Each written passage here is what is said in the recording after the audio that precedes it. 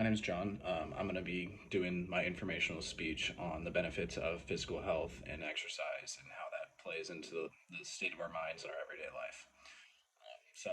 In today's fast paced world, the importance of like healthy habits and consistency is extremely important, and it's definitely something that has become overlooked.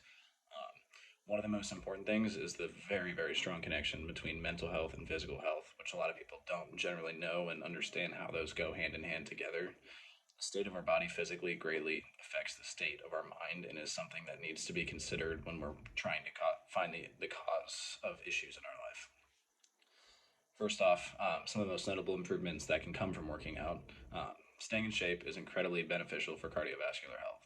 Consistent working out and doing any kind of thing that gets your heart moving and just your body moving around and doing something different is really good for building flexibility and strength and keeping us how we're supposed to be as humans instead of growing older and gaining weight and losing any bit of physical ability that we once had or could potentially have.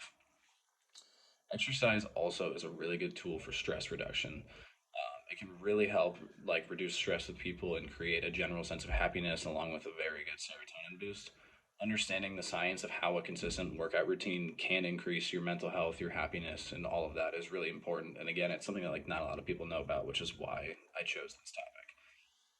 I also definitely want to discuss a couple examples of diseases, physical ailments, and other things that can either be cured or at least have symptoms reduced with working out, even whether it's weight training, running, swimming, anything that is working out can help with a lot of things.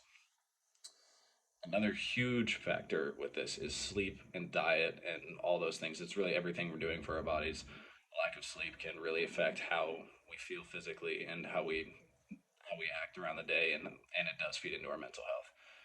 Stress management is also very important in terms of staying calm and being able to go through life's challenges without being overly stressed. And as as challenging as life is now, it's really hard to be consistent and not be stressed while doing all the right things. And working out is another huge way to kind of reduce stress and keeps you calm. Again, gives you a little serotonin boost. So, kind of going back, some of the physical ailments that can be removed or reduced from exercising are things like heart disease, high blood pressure, diabetes, obesity, and even cancer in some cases, or at least stopping the spread of it. It can also help with stroke, like stroke prevention, Alzheimer's, Parkinson's, dementia, anything like that. This is really good for as well. Not only that, it can very much increase self esteem and like how you view yourself, kind of giving you more confidence. It greatly reduces stress, gives you better memory, and a big factor, a big part of it is that it reduces anxiety and depression a lot.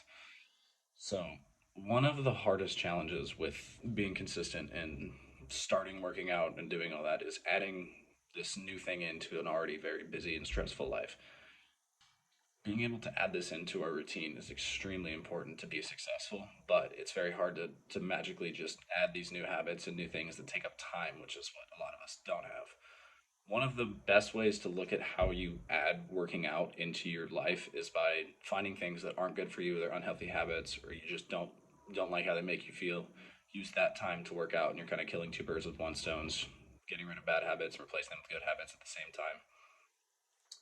Scheduling time to work out and take care of yourself is extremely important. If you go into it without a set plan, you're not going to get very far. You need to be able to have time each day that you've allotted to do whatever it is you want to do to stay in shape or work out. One of the biggest things to remember is that progress is slow, consistency is key, and being able to monitor your journey and track it is really important to see how the process is working and not give up. A lot of times when people have very slow progress and things like that, they want to quit. They want to go back to what they're doing because it's easier and you don't see the results right away. But the long term gratification is way better than something short term and easy that's not a good fix for yourself.